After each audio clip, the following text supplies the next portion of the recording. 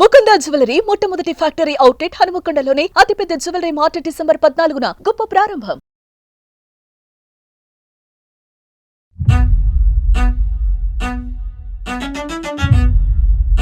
ఒక రిలేషన్షిప్ అనేది చూడడు, ఒక వావి వరుసలు లేకుండానే పోతాడు. అంటే ఒక చెల్లి ఒక తల్లి అలాంటి రిలేషన్ లేవు తన దగ్గర.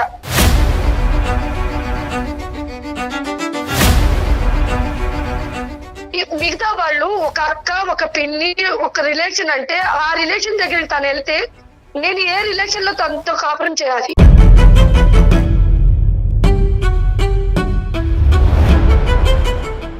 నేను నిద్రపోతున్నానని అతను అనుకుంటాడు, కానీ నేను మేలుకొని అన్ని నా కళ్ళతో నేను చూసినప్పుడు నా గుండె ఎన్నిసార్లు బద్దలేదు అలా అనుభవించి నాకు మాత్రమే తెలుసు.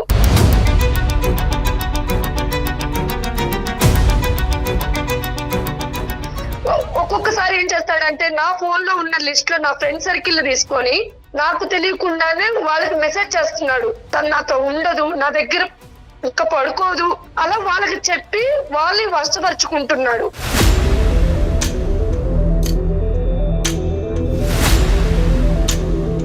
నేను నన్ను కరెక్ట్గా సపోర్ట్ చేస్తారు, ఎంకరేజ్ చేయదు. నాకు నచ్చినట్టుగా నా ఇంట్రెస్ట్ తగ్గట్టుగా తను ఉండదు సార్. కుక్కనో పందునో తీసుకొచ్చుకోలేకపోయావా?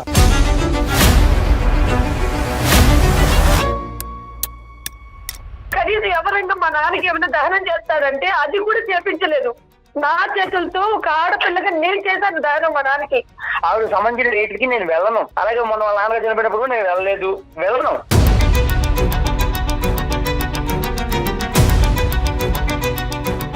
మీరు కొట్టడం వాస్తవా? వేరే స్త్రీలను తీసుకొచ్చి ఇంట్లో కొనకటం అనేది వాస్తవా? తప్పేమండి సార్. ఏంటి అది నాకు నా లైఫ్ స్టైల్ లా ఉంటది, నాకు నచ్చింది, నేను అలాగే ఉన్నాను. వాయు వరుస లేకుండా పోతే నేను చెప్పుకోలేని రోగాలు వస్తాయి, జాగ్రత్త. నాకు వద్దు సార్. తనే నాకు వద్దు, నాకు తను సూట్ అవ్వదు, నా ఇంట్రెస్ట్ దగ్గర తను ఉండదు, తను నాకు వద్దండి.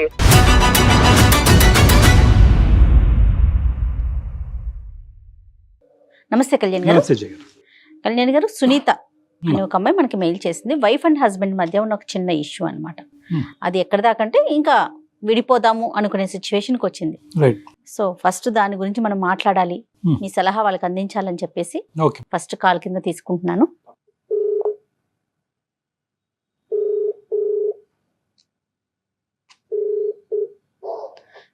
హలో హలో, సునీత గారండి?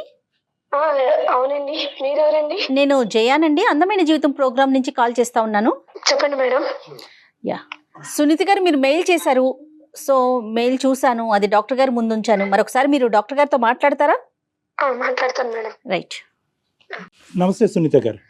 నమస్కారం సార్. చెప్పండి అమ్మా, సమస్య ఏంటి? సమస్య ఏంటి అంటే నేను మా హస్బెండ్ తో జర్నీ చేయలేకపోతున్నాను సార్. ఒకటి మెయిన్ ప్రాబ్లం ఏంటంటే పుట్టింట్లో ఉన్నప్పుడు అట్లా అమ్మ నాన్న వల్ల సఫర్ అయ్యాను. సరే వాళ్ళు ఎవరినో తీసుకొచ్చి వీళ్ళని చేసుకో అంటే నోరెత్తకుండా తను చేసుకున్నాను. నేను ఏమీ కూడా చదువుకోలేదు సార్, నేను 8th క్లాసే చదివాను. తను చేసుకున్న కాడి నుంచి ప్రతిరోజు నాకు చుక్కలు చూపించాడు, కానీ ఒక్కరోజు కూడా నా దగ్గర కూర్చొని తను ప్రేమగా మాట్లాడిందే లేదు.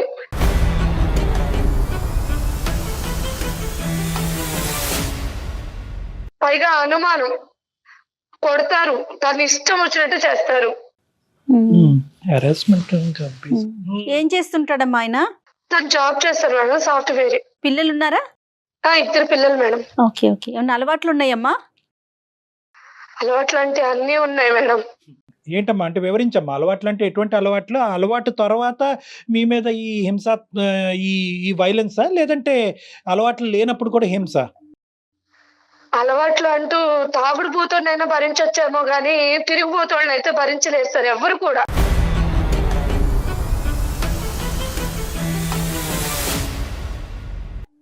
ఆ కళా పోషణ కూడా ఉందా? సరే. చాలా. సునీత గారు, ఇంట్లో ఎవరెవరు ఉంటారు? మీ అత్తయ్య మామయ్య అందరూ జాయింట్ గా ఉంటారా? వాళ్ళు ఎవరు ఉండరు మేడం, నేను మా హస్బెండ్ మా పిల్లలు మాత్రమే ఉంటాం. Okay okay. రైట్ అమ్మా. కాదమ్మా, అంటే హింస అంటే ఏంటమ్మా? ఊరికి ఏదో ఒక కారణం చూపెట్టి నీలో ఇది ఉంది ఇది లేదు, ఈ వంట బాగుంది బాగాలేదనే ఉద్దేశంతో అంటాడా, లేదంటే ఏ కారణం లేకపోయినా కూడా హెరాస్ చేసేటటువంటి మేల్ షవరిజమా? అంటే ఎలా ఉంటదంటే ఆ టార్చరు, ఒక చోట కూర్చోలేడు, ఒక చోట నిలబడినివ్వడు, గుడికి వెళ్ళినా డౌటే, బడికి వెళ్ళినా డౌటే అన్నట్టుగా ప్రతిరోజు ఎవరైనా ఉన్నారా నీకు, ఎవరితోన్నా వెళ్ళావా, ఇప్పుడు దాకా ఎక్కడికి వెళ్ళావు, స్కూల్కి వెళ్ళి పిల్లల్ని తీసుకొచ్చేటప్పుడు కూడా ఇప్పుడు దాకా నువ్వు ఇంట్లో లేవు, నాకు ఎవరో ఒకరు చెప్తా ఉంటారు ఎక్కడికి వెళ్ళావు అని అడుగుతాడు.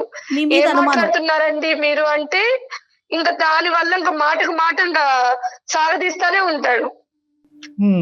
అదొకటి పక్కన పెడితే ఒక రిలేషన్షిప్ అనేది చూడడు, ఒక వావి వరుసలు లేకుండానే పోతాడు.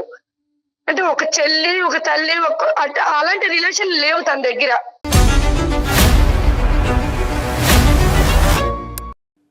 అంటే ఏంటమ్మా, అంటే వాళ్ళతో రెస్పెక్ట్ గా ఉండడా ఏంటి మీ ఉద్దేశం? అంటే ఒక భార్య దగ్గర చేయాల్సినవి అన్ని ఆ రిలేషన్ దగ్గరగా ఉంటాడు. వాళ్ళ అంటే ఒక చెల్లి కావచ్చు, ఒక అత్త కావచ్చు, ఒక అక్క కావచ్చు, ఆ రిలేషన్ దగ్గర కూడా తను వెళ్తుంటాడు. అది కూడా ఎలా వెళ్తాడంటే నా కళ్ళ ముందే నా ఇంటికే తీసుకొచ్చి నువ్వు చూడు అంటాడు అనమాట.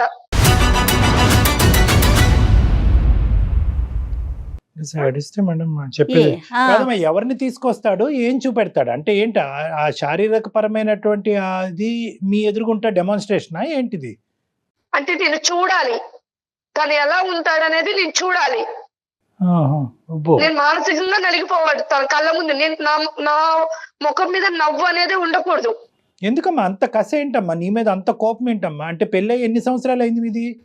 10 years అయింది సార్. 10 years బట్టి ఇదే ప్రవర్తన, లేదంటే తాగి బుర్ర పాడయి ప్రవర్తన? మేడం ఇప్పటి వరకు నాకైతే ఇష్టంతో చేసుకున్నానా కష్టంతో చేసుకున్నానా అనేది ఇప్పటి వరకు చెప్పలేదు నాకు. నుంచి ఇదే ప్రాబ్లం నాకు. కాదమ్మా, అతనికి ఏమైనా బ్యాక్గ్రౌండ్ స్టోరీ ఉందా? కష్టం మీద నిన్ను చేసుకున్నాడా? ఆ తల్లిదండ్రుల మీద చూపించినటువంటి కోపం అంతా నీ మీద చూపెడుతున్నాడా? ఏంటిది అంటే ఇప్పటికైనా నీకు అర్థమై ఉంటుంది కదా. ఇప్పుడు కారణం ఉండేటటువంటి కోపం అంటే కొంతవరకు అర్థం చేసుకోవచ్చు. కానీ ఇది ఏంటంటే ఈ విపరీతమైనటువంటి ధోరణి, ఈ శాడిజం వెనకట్ల ఏ కారణం లేకుండా జరుగుతుందా అంటే కనుక మాకే ఆశ్చర్యంగా. అది నాకు కూడా తెలియట్లేదు సార్. తను నన్ను ఎందుకు ప్రాబ్లం ఇలా చేస్తున్నాడు, ఇలా చూస్తున్నాడు. అప్పటికి నేను చాలా సార్లు అడిగా, నా వల్ల మీకు ఏమన్నా ప్రాబ్లమా, నా వల్ల ఏమన్నా ఉంటే నేను మార్చుకుంటాను అన్ని కూడా తనకి కూర్చొని చెప్తాను సార్. మీరే అడిగారా? మీ పెద్దవాళ్ళు కూడా అడిగారమ్మా? ఎవరన్నా పెద్దవాళ్ళని ఎప్పుడన్నా ఇన్వాల్వ్ చేశారా? ఎప్పుడు లేదు సార్. ఇప్పుడు నేను ఈ పడుతున్న బాధ కూడా మా ఇంట్లో ఎవరికి తెలియదు. వాళ్ళ ఇంట్లో తెలుసా? పోనీ వాళ్ళ ఇంట్లో కూడా తెలియదు మేడం. ఎందుకంటే నాకు తండ్రి చనిపోయాడు, అమ్మ కూడా నాకు కష్టపడి పెంచింది. ఇప్పుడు నేను ఇక్కడ పడుతున్న బాధలు నేను వెళ్ళి చెప్పాను అనుకోండి, ఇప్పుడు నా వల్ల నేను పడిందే కాకుండా మా అమ్మ వాళ్ళు కూడా పడతారన్న ఒక భయంతో ఇంతవరకు నేను ఏదే చెప్పలేదు. మరి అయినా కానీ పడుతూ ఎందుకున్నారమ్మా? అందరూ ఆడవాళ్ళు చెప్పే మాట అదేనా? పిల్లల గురించి అండి, వాళ్ళ భవిష్యత్తు గురించి అండి, వాళ్ళకి అమ్మ నాన్న కావాలి అని అంటారు, అదేనా? అంతే సార్, పిల్లల కోసమే భరిస్తున్నాను. ఎంతకాలం భరిద్దాం అనుకున్నారు? ఇంకా శాడిజం చూపెట్టి రేపొద్దున ఏకో ఒక చెయ్యో తీసేయచ్చు. అప్పుడు నాకు అర్థం కాకే మిమ్మల్ని కన్సల్ట్ చేశాను సార్. సరే, ఈ ఆడవాళ్ళు అనేటటువంటి మొదటి నుంచి ఉందమ్మా ఈ వ్యసనం అనేది? అంతకు ముందు ఎలా ఉన్నాను నాకు తెలుసు సార్. ఈ సంవత్సరాల నుంచి అదే చెప్పాను కదా. ఇప్పుడు నేను అతనికి భారీ స్థానంలో ఉన్నాను. మిగతా వాళ్ళు ఒక అక్క, ఒక పిన్ని, ఒక రిలేషన్ అంటే ఆ రిలేషన్ దగ్గరికి తను వెళ్తే నేను ఏ రిలేషన్ లో తనతో కాపురం చేయాలి?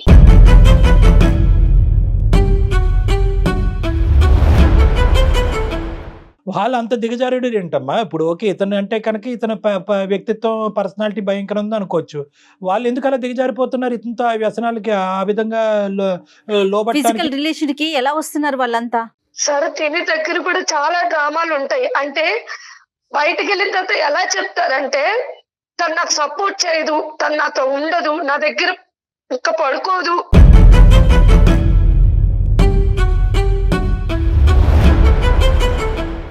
నేను ఎలా ఉండాలి, మీరైనా నన్ను అర్థం చేసుకుంటారేమో, అందుకే మిమ్మల్ని నేను కోరుకుంటున్నానని వాళ్ళ దగ్గర చెప్పడం.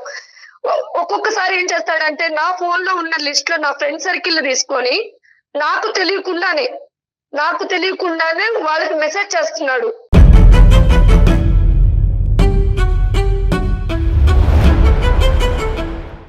ఇలా సునీత నాతో అడ్జస్ట్ అవ్వదు, సునీత నా దగ్గరికి రావట్లేదు, సరేనా, నా ప్రాబ్లం ఇది, నేను ఎవరికి చెప్పుకోవాలి అర్థం కాక మీతో చెప్పుకుంటున్నాను. అలా వాళ్ళకి చెప్పి వాళ్ళని వశపరుచుకుంటున్నాడు.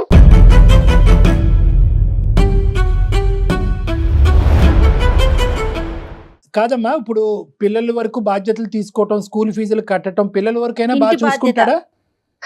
పిల్లలు ఉన్నారంటే ఉన్నారు సార్, అసలు వాళ్ళు పట్టించుకోవడం కానీ వాళ్ళు సరదాగా బయటకు తీసుకెళ్ళడం కానీ ఏమి చేయడు. మరి ఎందుకు తల్లి 10 ఏళ్ళ నుంచి భరించటం ఏంటమ్మా? ఎప్పుడో నిర్ణయం తీసుకోవాలి కదా నువ్వు, ఇంకా కానీ భరిస్తావా? సమాజం అనేది ఒకటి ఉంది కదా అదే, మేడం, అదే. ఆ సమాజం కోసం బతికాను. ఈ కథ విని విని విని అలసిపోయామమ్మా. ఈ సమాజం ఏదా సమాజం వచ్చి నీ మీద సిగరెట్ పీకలతోనో లేదంటే చెప్పులతో కొట్టేటటువంటి పరిస్థితి వచ్చినప్పుడు ఆ సమాజాన్ని వచ్చి ఆపమనండి. ఏదా సమాజం? రేపొద్దున ఆడపిల్లలు ఇద్దరు మనసులో ఎలాంటి ప్రభావం ఉంటుంది? వాళ్ళు పెరిగి పెద్దయి ఒక ఇంటికి వెళ్ళాల్సిన పిల్లలు కదా, రేపొద్దున పెళ్లి అంటే వణికిపోరు. కాదు, ఈ ప్రవర్తన పిల్లలు కూడా చూస్తున్నారమ్మా చూస్తున్నారు సార్ ప్రతిరోజు. ప్రతిరోజు. ఛీ, ఛీ. నా బాధ కూడా అదే, ప్రతిరోజు ఆ పిల్లలు అమ్మకేమవుతుంది అన్న భయంలోనే బతుకుతున్నారు.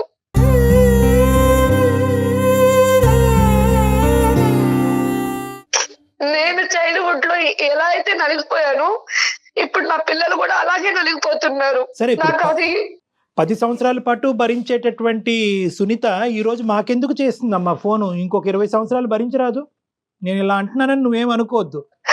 ఎవరిని ఉద్ధరించడానికి భరించటం, నీలో ఏ తప్పు లేదు అంటున్నావు. అతను చూపెట్టినటువంటి హింస యాంగిల్ ఏది లేదండి, అన్ని రకాల హింస చూపెట్టాడు అని అంటున్నావు. పిల్లలకు కూడా అది చూస్తున్నారు పిల్లలు. అందులో ఏంటంటే అన్నిటికంటే భయంకరమైనటువంటి అంశం ఏంటంటే ఒక శారీరక పరమైనటువంటి సంబంధానికి వావి వరుసలు అవసరం లేదు అనేటటువంటి ఒక రాంగ్ ఎగ్జాంపుల్ ఆడపిల్లలకు చూపెడుతున్నాడు. అమ్మా, ఇది ఏం చేయాలమ్మా? 5 నిమిషాలు వింటేనే మాకు అసహ్యం కలుగుతోంది. ఆ పిల్లలు ఏమనుకుంటారమ్మా? ఆంటీ ఎందుకమ్మా ఆ రూమ్ లోకి వెళ్ళింది, నాన్న ఎందుకమ్మా అక్కడ పడుకున్నాడు, ఇవన్నీ రావు రేపొద్దున. అప్పుడు ఏమంటారు? నాన్న ఎంత తిట్టుకుంటారో ఇది ఓపికగా చూసేటటువంటి నిన్ను కూడా అంతే తిడతారు. ఈ దరిద్రం అంతా మాకెందుకు చూపెట్టావమ్మా అని అంటారు. ఏం సమాధానం చెప్తారు? నీకు అమ్మా నాన్న ఇద్దరు కావాలి కాబట్టి నేను ఓపికగా ఉన్నానని అంటారా? ఏ సమాధానం చెప్పినా చల్లదు అక్కడ. ఎందుకు బయటికి రాలేకపోయారు అండి సునీత గారు? ఎందుకు ఆలోచిస్తున్నారు మీరు? అంటే మీ కాళ్ళ మీద మీరు నిలబడే ధైర్యం లేకనా? తోడు రీజన్ ఏంటి? కాదు మేడం. దానికి తోడు సమాజం. ఇద్దరు ఆడపిల్లలు. ఇప్పుడు నా జీవితం ఇలా అయిపోయిందని నా పిల్లల జీవితం కూడా నేను చెడగొట్టలేను కదా. రేపు అనే రోజు మీ నాన్న ఎక్కడా అంటే ఆ పిల్లలు సమాధానం చెప్పుకోకుండా తలదించుకొని బాధపడతారేమోనని ఇన్ని రోజులు ఒకటి సర్దుకున్నాను. సునీత గారి పెద్ద ప్రాబ్లం ఏమొచ్చిందంటే కనుక ప్రతిరోజు ఇలాంటి ఒక 20-30 కథలు వింటా ఉంటానమ్మా. ప్రతి వాళ్ళు ఇదే అంటారు. రేపొద్దున అదే పిల్లలు రేపొద్దున ఇంకో విధంగా మాట్లాడతారమ్మా. మీరేమనుకుంటారంటే నాన్న ఎక్కడమ్మా అనే ప్రశ్న అడుగుతారేమో, ఆ ప్రశ్న అడగకుండా వాళ్ళని కాపాడాలని మీరు అనుకుంటున్నారు.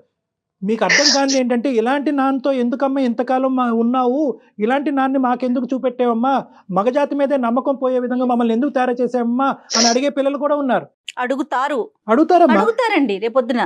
కాదు అంటే కలిసి ఉండటానికే నిర్ణయించుకున్నారా? ఆ మనిషిని మార్చే వద్దు సార్, వద్దా? వద్దు. Okay okay. ఎందుకంటే ప్రతిరోజు నిద్ర లేకుండా బతకలేను, ఆకలి దాచుకొని బతకలేను సార్ నేను.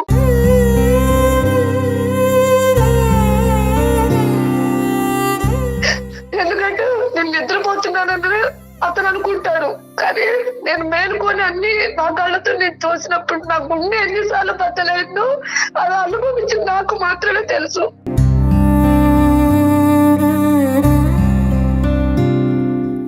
ఈ రోజు మీ మీద గర్జిస్తున్నాం కానీ, మేము కోపడుతున్నాం కానీ, అంటే నువ్వు నిర్ణయం సరైన సమయంలో తీసుకోలేదనే బాధతో అంటున్నావు కానీ నీ బాధ మాత్రం అది వర్ణించలేమమ్మా.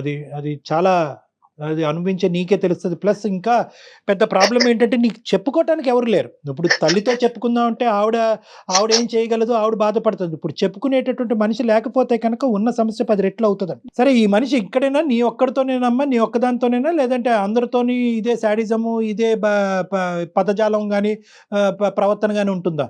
సార్ నేనంటే కట్టుకున్న పిల్లను కాబట్టి భరిస్తున్నాను సార్. పెట్టుకున్న వాళ్ళు ఎవరు భరించారు కదా. అవును. సరే, అత్తయ్య మావికి ఏమైనా చెప్పే ప్రయత్నం చేశారా? ఎప్పుడైనా చెప్పారు ఇట్లా చేస్తున్నాడు, ఇట్లా బిహేవ్ చేస్తున్నాడని? వాళ్ళ దృష్టికి ఏమైనా తీసుకెళ్లారా? నువ్వు వాళ్ళ దగ్గరికి వెళ్ళినా నేను ఒప్పుకోను. అదేలే, మా అమ్మ ఏం చెప్తే నువ్వు అదే వినాలి. నీ చెప్పు చేతుల్లోనే నీ ఉండాలి. బాధను కూడా ఎవరికి చెప్పుకోకూడదు. చెప్పుకోవటానికి నేను లేదు. ఎలాగే ఉంటాను, నువ్వు బాధను అనుభవిస్తూనే ఉండాలి. ఎవరి దగ్గర నీ బాధను కక్కకూడదు.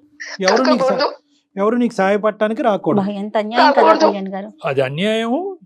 ఈవిడేమంటారు? ఇది అమాయకత్వం అంటారా, మూర్ఖత్వం అంటారా, ఏమంటారు? సరేనమ్మా, ఇప్పుడు మమ్మల్ని ఏం చేయమంటావు చెప్పు. నిర్ణయం అయితే తీసుకున్నానని అంటున్నావు. ఇందులో నాకు నిద్రలేని రాత్రులు, పిల్లలకి దరిద్రం ఇంక నేను చూపెట్టకూడదు అనేటటువంటి ఆలోచనలో నువ్వు వచ్చావు. మరి మా పాత్ర ఏంటి ఈరోజు? ఎందుకు మాకు ఈమెయిల్ పంపించారు? నాకు అతను వద్దు సార్, నేను చదువుకోపోయినా 4 ఏళ్ళ పని చేసుకున్నా నా పిల్లలు బతికించుకుంటాను. లేట్ అయినా లేటెస్ట్ గా వచ్చింది. ఓకే నాకు అతను వద్దు. ఓకే, నాకు అతని దగ్గర నుంచి నాకు విడాకులు కావాలి. దానికి ఒక అడ్వకేట్, మంచి అడ్వకేట్ ని చూసి మీకు మేము ఆ ఫోన్ నెంబర్ అది ఇస్తాం, దానికి సంబంధించి హెల్ప్ చేస్తాం. ఓకే, అందుకే మెయిల్ చేశాను మేడం. నాకు ఇంకెవరు లేరు కాబట్టి మీకు మెయిల్ చేశాను. మీరు చేస్తుంది కరెక్టో కాదో అనే ఒక కన్ఫ్యూజన్ లో ఏమన్నా ఉన్నారా? అదేమన్నా క్లారిటీ కోసం డాక్టర్ గారి సలహా తీసుకుందామని అనిపించిందా మీకు? అనిపించింది మేడం. రైట్. తను చెప్పలేకపోతుంది పాపం తన నిర్ణయం కరెక్టా కాదా అనేది తనకి. చాలా మంది ఆడవాళ్ళు మన దగ్గరికి వచ్చి, సార్ ఈ రోజుతో నేను డిసైడెడ్ సార్, ఇంకా అతను వద్దు దండం పెడుతున్నాను అంటారు. కట్ చేస్తే కనుక మర్నాడు వచ్చి సరే సార్ అతనితో కంటిన్యూ అవుతానంట. సో ఇప్పటికీ కూడా మీరు ఏం నిర్ణయం తీసుకున్నారు అనేది ఇప్పటికీ కూడా మాకు క్లారిటీ లేదు, బహుశా మీకు క్లారిటీ లేదు. ఇప్పుడు మనం కాల్ చేసినా కూడా ఎత్తే స్థితిలో కూడా లేడు అనుకుంటున్నాను మేడం. నేను ఈ హింసాత్మకుడితో నేను ఉండకూడదనే నిర్ణయం తీసుకున్నా కాబట్టి ఫోన్ చేస్తే కనుక కొత్తగా వచ్చేటటువంటి ప్రాబ్లం ఏమీ లేదు. ఎత్తితే అదృష్టం. చూద్దాం, ఒకసారి ట్రై చేద్దాం. కలుపుతున్నాను sir. Right, okay. The person you're speaking with has put your call on hold. Please stay on the line. మీరు హలో హలో. సుమన్ టీవీ వాళ్ళకి దాంట్లో అందమైన జీవితం ప్రోగ్రామ్ కి నేను మెయిల్ చేశాను. దాంట్లో డాక్టర్ కళ్యాణ్ చక్రవర్తి గారు సైకాట్రిస్ట్, అలాగే జయ మేడం గారు కూడా ఉన్నారు. నా వర్షన్ లో నేను అన్ని చెప్పుకున్నాను. వాళ్ళు మీతో మాట్లాడతారంట. ఒకసారి మాట్లాడండి. నాతో ఏం మాట్లాడతారంట? ఏం మాట్లాడతారు వింటేను కదా తెలుస్తుంది. నువ్వు ఎందుకు వెళ్ళావు ప్రోగ్రామ్? ఎందుకు వెళ్ళావు? నా కోసం నీకు తెలుసు కదా. పిచ్చి పిచ్చి వేషాలు వేస్తున్నావు ఏంటి? ఇప్పుడు నాతో వాదించమని నేను అడగలేదు, నన్ను తిట్టమని నేను అడగట్లేదు. ఒకసారి వాళ్ళతో మాట్లాడమంటున్నాను. నువ్వు ప్రోగ్రామ్ ఎందుకు వెళ్ళావు అన్నా నేను ఫస్ట్. ఆవిడ రాలేదండి, రాలేదు. ఏం పేరమ్మా? అతని పేరేంటమ్మా? నమస్తే బాబు, నీ పేరు అడగలేదు. నీ పేరేంటన్నా? రమేష్ అండి. రమేష్, రమేష్ నమస్తే. నమస్తే అమ్మా. తర్వాత ఇంకా చాలా నమస్తేలు పెడతాం. మీరేం కంగారు పడకండి. ఆవిడేమి మాకు ఫిజికల్ గా మన ఆఫీస్ కి రాలేదు. మీరెవరో కనిపించరు, ఆవిడ కనిపించదు. జస్ట్ మీ ఇద్దరి మధ్య జరుగుతున్న ఒక ఇష్యూని మా దాకా షేర్ చేసింది. తనకి ఏమి పాలుపోక, ఎవరికి చెప్పుకోవాలో తెలియక, దిక్కులేని పరిస్థితుల్లో ఉండి. ఇంట్లో ప్రాబ్లం కదా, మా పర్సనల్ ప్రాబ్లం తీసుకొచ్చి ఇప్పుడు టీవీ ప్రోగ్రామ్ ఇవ్వడం ఏంటండి? అది అసహ్యంగా. పర్సనల్ ప్రాబ్లమే కాదనట్లేదు, అది పర్సనల్ గా తేలట్లేదు కదా. ఇక పర్సనల్ ప్రాబ్లం దాటి అది ఎప్పుడో పబ్లిక్ అయింది.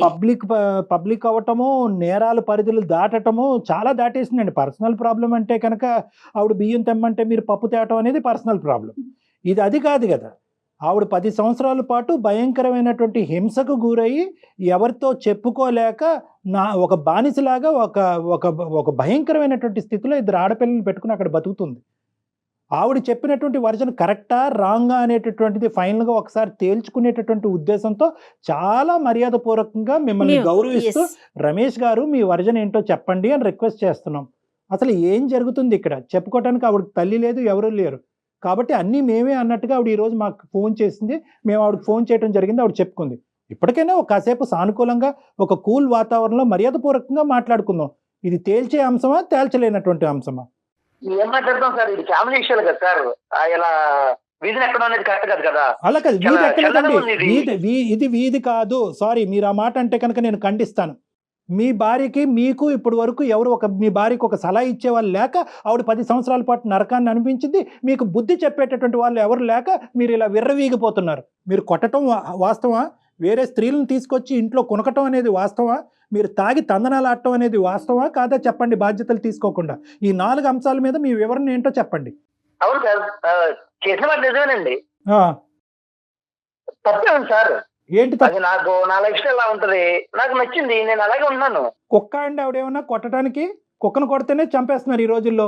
కుక్క ఆవిడ ఎందుకు కొడతారు ఆవిడ? ఏమో సార్, మా ఇళ్లలో ఫస్ట్ నుంచి మా పరిస్థితి ఇలాగే ఉంటుంది సార్. ఆడవాళ్ళు చనిపోయాం మేము అసలు. ఖచ్చితంగా మా ఉండాల్సిందే సార్. మా నాన్నగారు, మా తాతగారు, మా అన్నయ్య గారు వీళ్ళందరూ ఇలాగే ఉన్నారు. నేను కూడా అలాగే ఉన్నాను సార్. పిల్లలకి పెళ్లిళ్ళు చేస్తే వాళ్ళ పరిస్థితి కూడా అలానే ఉంటే ఓకేనా మీకు? సొందలేదిస్తే నెత్తి మీద ఎక్కి నాట్యం చేస్తారు. ఎవరు? ఆడవాళ్ళ? ఏం మాట్లాడుతున్నావయ్యా నువ్వు? సాఫ్ట్వేర్ వా? ఏం మాట్లాడుతున్నావు నువ్వు? ఏ కాలంలో ఉన్నావు? మా ఇంట్లో పరిస్థితి ఇలాగే ఉంటదండి. మీరు ప్రత్యేకంగా ఉన్నారా? వేరే ప్రదేశంలో ఉంటున్నారా? మనుషుల మధ్య ఉండట్లేదు? తను అసలు నాకు ఇష్టం వచ్చినట్టు ఉండదండి, నాకు కంఫర్ట్ గా ఉండదు, నాకు నచ్చినట్టుగా నేను ఉంటాను అంతే. మీకు నచ్చినట్టుగా మీరు ఉన్నటువంటి వాయు వరుస లేకుండా జంతువులాగా ప్రవర్తించటమా? కాదు నాన్న, ఏంటి ఇది మా పద్ధతులు, ఇది మా ఆనవాయితీ, ఇది మా సాంప్రదాయం అంటే ఏంటి? ఏదో దీని వంశ అర్థం? పారంపర్యంగా వచ్చినట్టు. ఆవిడ ఇంట్లో పద్ధతి సాంప్రదాయం కూడా అంతేనంట. మగాడిని చెప్పించుకుని కొట్టాలంట, అవసరం అయితే కనుక బూటకాలు కింద తొక్కేయాలంట. వాళ్ళ ఇంట్లో కూడా అదే సాంప్రదాయం అంటారు. చూడమనండి, దానికి తెలుసు కదా నా కోసం కొట్టమనండి ఒకసారి. అలా చేయకపోబట్టే అలా చేయకపోబట్టే మీకు 2 కాదు 3 కొమ్ములు ఉన్నాయి. కాదు, ఇప్పుడు కొట్టడం వెనకతలు సరే నువ్వు కొడుతున్నావు, ఇది సాంప్రదాయం, ఆడదాన్ని ఎక్కడైతే పెట్టాలో అక్కడ పెట్టకపోతే కనుక లేచి మన నెత్తి మీద శివతాండం చేస్తుందని ఏదో పెద్ద పెద్ద కబుర్లు చెప్తున్నావు. ఈ అమ్మాయి ఈరోజు ఒక తల్లిగా కానీ, ఒక భార్యగా కానీ, ఒక స్త్రీగా కానీ మీకు చేయనటువంటి ఒక్క అంశం ఈ 10 సంవత్సరాల్లో చెప్పు. ఏదో చేయట్లేదు అంటున్నావు కదా. 0.5% వేలెత్తి తప్పు చూపెట్టు. 0.5% వేలెత్తి తప్పు చూపెట్టు. సార్ నాకు నచ్చినట్టు ఉండదు సార్ అమ్మాయి. ఏంటయ్యా నచ్చటం? గడుపుకుంటున్నావు ప్రిన్సా నువ్వేమన్నా పెద్ద రాజువా ఏంటి? నీకేంటి నచ్చాలి? ఎలాంటి భార్య కావాలి? ఏంటి ప్రిన్స్ కాకపోయినా నా ఇష్టాలు అంటే నాకు ఉంటాయి కదండి. నేను బ్రతకాలనుకున్నట్టు నాకు భార్యగా సపోర్ట్ చేయాలి కదా. నీకు ఎలా కావాలో ఉండమని చెప్పయ్యా. సార్ ఇది ఎలాంటోడు అంటే కనీసం మా నాన్న చనిపోతే కనీసం మా నాన్న చూడటానికి రాలేదు.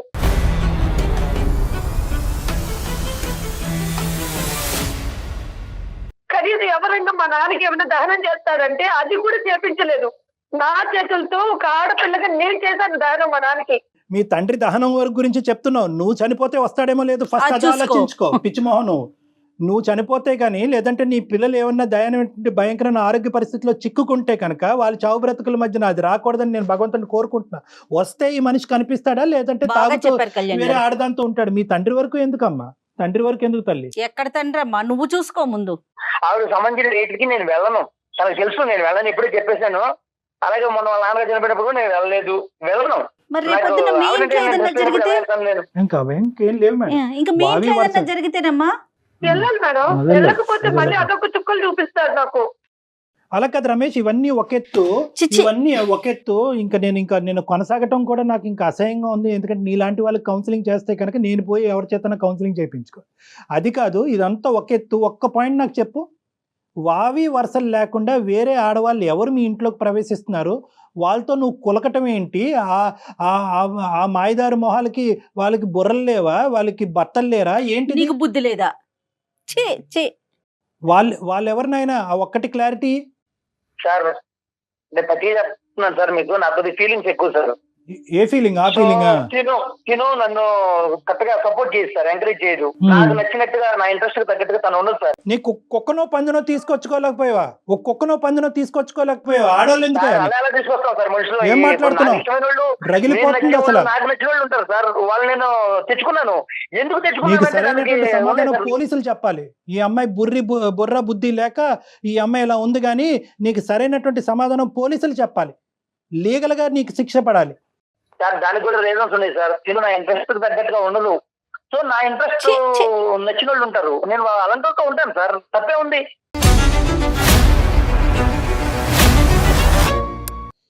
ఏమ్మా ఇప్పుడు అతనితో మాట్లాడి, అతనితో మేము కూర్చుని కౌన్సిలింగ్లు చేసి, అతన్ని దేవుణ్ణి చేసి మీ ఇంట్లో మీ గూట్లో మళ్ళీ పెడతాం అనేటటువంటి ఆలోచనతో నువ్వు మాకు చేసి ఉంటే కనుక బహుశా అది బూడిదపాలే. నువ్వు ఇప్పుడు నీకు వద్దు అనుకుంటున్నావా? నీ నిర్ణయం 210% కరెక్ట్ అమ్మా.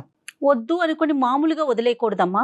ఒక అడ్వకేట్ కి దగ్గరికి వెళ్ళి ఇది అప్లై చేయటము, లేకపోతే డివోర్స్ కోసం వెళ్ళటం కాదు, ముందు పోలీస్ కంప్లైంట్ ఇవ్వాలని చెప్తాను నేనైతే. తనొద్దనుకోవడం కాదు, నేను తనని తనకు చెప్పండి. తనొద్దనుకోవడం కాదు, తనే నాకు వద్దు, నాకు తను సూట్ అవ్వదు, నా ఇంట్రెస్ట్ దగ్గర తను ఉండదు, తను నాకు వద్దండి.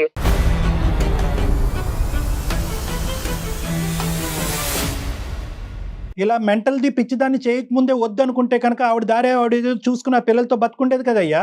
ఆవిడే వద్దా, పిల్లలు కూడా వద్దా? నువ్వేం తండ్రి అయ్యా? వాయు వరుస లేకుండా పోతే నేను చెప్పుకోలేని రోగాలు వస్తాయి, జాగ్రత్త. సమాజంలో మగవాళ్ళకు ఉన్న కొద్దిపాటి పరువు కూడా నీలాంటి వాళ్ళ వల్లే నాశనం అవుతుంది.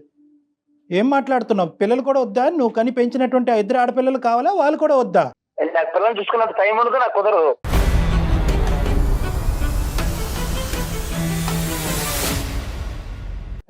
రమేష్, చెప్పండి. నీకు కొన్ని సర్ప్రైజ్ రిటర్న్ గిఫ్ట్లు తొందరలోనే వస్తున్నాయి. నువ్వు అవి వింటే కనుక ఇప్పుడే షాక్ అవుతావు కాబట్టి దయచేసి నువ్వు ఫోన్ పెట్టేసే, ఆ అమ్మాయితో మేము మాట్లాడాలి. బాయ్ నాన్న. ఏం పర్లేదు సార్, నేను చూసుకుంటానండి. అలాగే చూసుకో మీ వెనకాల ఒక పెద్ద గొయ్యి తవ్వుకుని అందులో చూసుకో. బాయ్. సరే అండి. అమ్మ పెట్టాడమ్మా అతను ఫోను. పెట్టేశాడు. సరే ఇంకో చూడు సునీత, నీ బాబాయ్. ఓపికి శతకోటి వందనాలే తల్లి. 10 ఏళ్ళ భరించేది ఇలాంటి మృగంతోనా? ఇప్పుడు తనకి ఏం చేయమంటారు? మీ సలహా ఏం చెప్తారు? లేదమ్మా, ఇప్పుడు ఇది మన పర్వ్యూలో లేదమ్మా. ఇప్పుడైనా కూడా నీ స్ట్రెంగ్త్ ని బిల్డప్ చేసుకో, నీ కాన్ఫిడెన్స్ ని బిల్డప్ చేసుకో. నువ్వు ఒక రాణి లక్ష్మీబాయి లాగా పోరాడవలసినటువంటి సమయం ఆసన్నమైంది. ఇప్పుడు పోరాడిపోతే ఎప్పటికీ నువ్వు పోరాడలేవు. నీ హక్కుల గురించి, నీ రైట్స్ గురించి నువ్వు పోరాడు. కేవలం డివోర్స్ మీద పేపర్ మీద ఒక సంతకం పెట్టేసి పంపించద్దు. ఎందుకంటే అదే నాటకంతో అతను ఏమంటున్నాడు, తనిచ్చేది ఏంటి నేనే ఇస్తానంటున్నాడు. అంటే నిన్ను ఎంకరేజ్ చేస్తున్నాడు. సింపుల్గా నువ్వు సంతకం పెడితే అతను సంతకం పెట్టేసి డివోర్స్ అవుతాయి. నో, ఇవి ఏవైతే కనుక లీగల్గా అతని మీద సెక్షన్స్ పడాలో ఆ సెక్షన్స్ అన్ని శిక్ష పడాలి. అతనికి బుద్ధి రావాలి. అతని నాలుక అతను ఖర్చుకోవాలి, జైల్లో కూర్చోవాలి. ఇవన్నీ కూడా ఉంటాయి. నెంబర్ 1 ఏంటంటే అంత ఈజీగా అతను ఆడపిల్లలు ఉన్నారు కదా కళ్యాణ్ గారు, అది భయపడుతున్నట్లుంది తను. నో ఏం భయం లేవమ్మా, ఏం భయం లేదు. వాస్తవానికి ఏంటంటే కనుక నువ్వు నా మాట విను. నువ్వు నీ దగ్గరలో ఉండేటటువంటి షీ టీమ్స్ కానీ పోలీస్ స్టేషన్ కానీ వెళ్ళి ఎఫ్ఐఆర్ రిజిస్టర్ అయ్యేటట్టు చూడు. ఆ తర్వాత కోర్టులో కూడా నువ్వేంటంటే నీ పిల్లలకు కావాల్సినటువంటి మెయింటెనెన్స్, నీకు కావాల్సినటువంటి ఏలంని, ఆర్థికంగా నువ్వు చదువుకోలేదు కాబట్టి, నువ్వు ఉద్యోగం చేసుకోవట్లేదు కాబట్టి నీకు కావాల్సినటువంటి మెయింటెనెన్స్, ఇవన్నీ లీగల్ టర్మ్స్ అనుకోండి. ఇవన్నీ నేను మాట్లాడను. అవన్నీ కూడా ఒక లాయర్ మనకున్న చాలా మంది గెస్ట్లు ఉన్నారు, అడ్వకేట్స్. Very good. సో నేను ఒక్కసారి వాళ్ళతో తనతో మాట్లాడిస్తాను సునీత. షూర్. అమ్మాయి కావాల్సినటువంటి అవుట్ రైట్ సపోర్ట్ నీకు మా సైడ్ నుంచి ఉంటుందమ్మా. ఇక ముందు ఎవరు లేరు అనేటటువంటి భావంతో నువ్వు ఉండొద్దు. సుమన్ టీవీ యాజమాన్యం అవనండి, జయ గారు కానీ అవనండి, ఎవరైనా కూడా మీ అందరం మీ తోడుంటామో. నీకు ఏ సమయంలో ఉన్నా, ఎంత అవసరం ఉన్నా కూడా మాది ఒక కాంటాక్ట్ నెంబర్ ఇస్తాము. ఆ కాంటాక్ట్ నెంబర్ కాల్ చేయండి. నీకు సరైనటువంటి దిశ మేము చూపెడతాం. ఇది మా సైడ్ నుంచి ప్రామిస్. 100%. కానీ మీరు కోర్టుకు వెళ్ళి స్టేషన్ కి వెళ్ళి అతని మీద కేసు పెట్టకుండా ఎట్టి పరిస్థితుల్లో ఇంటికి వెళ్ళకండి. కాదండి, ఇంటికి వెళ్ళకూడదు కదా కళ్యాణ్ గారు. నీకు కావాలంటే కనుక పోలీస్ స్టేషన్ కి వెళ్తే కనుక ఇతని దగ్గర నుంచి నాకు ఈ థ్రెట్ ఉంది, ఇంతకాలం నేను ఇంత హింసపడ్డాను, ఈ నిర్ణయం తీసుకుంటున్నాను కాబట్టి అతని కక్ష ఇంకా ఎక్కువయ్యి నన్ను చంపేటటువంటి ప్రయత్నం చేస్తాడు కాబట్టి నాకు పోలీసు వారి చేత రక్షణ కావాలి అని చెప్పి కూడా నువ్వు పెట్టుకోవచ్చమ్మా. రైట్, కరెక్ట్ అండి. చాలా ధైర్యంగా ఉండు తల్లి. నేను మన ఈ ప్రోగ్రామ్ అయిపోయిన తర్వాత ఒక అడ్వకేట్ తో నేను మాట్లాడి వాళ్ళ నెంబర్ నీకు నేను పాస్ ఆన్ చేస్తాను. వాళ్ళతో ఒకసారి నీ ప్రాబ్లమ్ ఇంకా క్లియర్ గా, ఇప్పుడు ఎందుకంటే నువ్వు ఫోన్ లో మా అందరి మధ్యలో నువ్వు చెప్పలేకపోతున్నావేమో, బహుశా నీకున్న ప్రతి సమస్యని వాళ్ళతో వివరించు. దాన్ని బట్టి నెక్స్ట్ ఏం చేద్దాం అనేది ఆలోచిద్దాం. కానీ ధైర్యంగా ఉండు, దాన్ని మాత్రం కోల్పోవద్దు. ఓకే అమ్మా. ఆల్ ది బెస్ట్ అమ్మా. God bless you. All the best. Right అండి. Thank you so much. Right.